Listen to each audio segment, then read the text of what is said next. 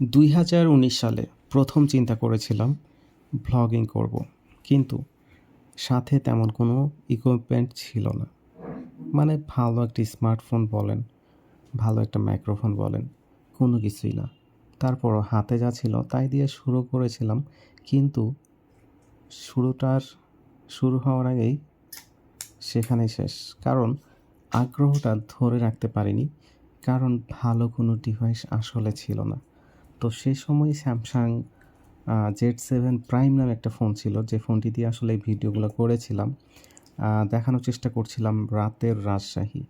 So থিমটা এরকম ছিল যে রাতের রাজশাহী আপনাদেরকে দেখাবো যে কীরকমটা হয়ে থাকে। তো এই চিন্তা থেকে আসলে এই ভিডিওটা করেছিলাম, কিন্তু এডিটিং করা বা ভয়েস ওভার করা কোনোটাই কিছু করা হয় নাই। আজ 2025 সালে এসে নতুন করে ভিডিওটি আবার আপলোড করলাম।